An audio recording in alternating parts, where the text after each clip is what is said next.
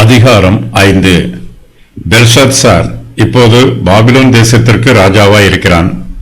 இவன் பாபிலோன் தேசத்தை 17 வருஷங்களாக ஆட்சி செய்தான் என்று சரித்திர ஆசிரியர்கள் சொல்லுகிறார்கள். வேறு சிலரோ இவன் 3 வருஷங்கள் மாத்திரமே பாபிலோன் தேசத்திற்கு ராஜாவாய் இருந்தான் என்றும் சொல்லுகிறார்கள்.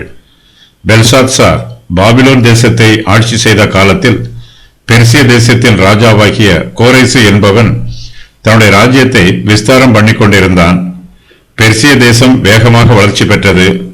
கோரேசு ராஜா தன்னுடைய பலத்த சேனையோடு பாபிலோன் தேசத்திற்கு விரோதமாக யுத்தம் பண்ண வந்தான். பெல்ஷாத்சாரும் கோரேசுக்கு விரோதமாக யுத்தம் பண்ணினான். யுத்தம் பலத்தது. பெல்ஷாத்சாருக்கு மிகுந்த சேதமும் நஷ்டமும் உண்டாயிற்று. பாபிலோன் சேனையில் உள்ள அநேகர் யுத்தத்திற்கு பயந்து காடுகளிலே ஒளிந்து கொண்டார்கள்.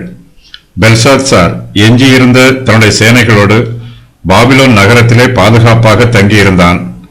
அப்போது பெர்சியாவின் அதிபதியாகிய கோரேசு தன்னுடைய பெரும் சேனையோடு பாபிலோனுக்கு விரோதமாக வந்து அதை முற்றுகையிட்டான். பாபிலோன் நகரத்திற்குள்ளே பெல்ஷாத்சாரும் அவனுடைய ஜனமும் பாதுகாப்பாய் இருந்தார்கள். பாபிலோனில் ஐப்பிராத்து நதி பாய்கிறது. இந்த நதி பாபிலோன் தேசத்திற்கு இயற்கையான அரணாய் இருக்கிறது. பாபிலோன் நகரத்திற்குள்ளே தங்கி இருக்கிறவர்களுக்கு 20 வருஷங்களுக்கு தேவையான ஆகாரம் சேமித்து வைக்கப்பட்டிருந்தது என்று சரித்திர ஆசிரியர்கள் சொல்லுகிறார்கள். கோரேசு ராஜாவோ 2 வருஷங்கள் மாத்திரமே பாபிலோனை முற்றுகையிட்டான். பாபிலோன் தேசத்தாரால் 2 வருஷங்களுக்கு கூட முற்றுகையை தாங்க முடியவில்லை. 2 வருஷத்தின் முடிவில் பாபிலோன் தேசம் பெர்சிய தேசத்து ராஜாவாகிய கோரேசின் வசமாயிற்று. பெல்ஷாத்சார் ஒரு விக்கிரக ஆராதனைக்காரன். அவன் தன் அரண்மனையிலே ஒரு பெரிய விருந்து செய்கிறான். அந்நேரத்திலே மனுஷ கைவிரல்கள் தோன்றி அரண்மனையின் சுவரிலே எழுதிற்று. அந்த எழுத்தை வாசிக்கவும் அதன் அர்த்தத்தை ராஜாவுக்கு தெரிவிக்கவும் பாபிலோன் தேசத்து ஞானிகளால் முடியவில்லை.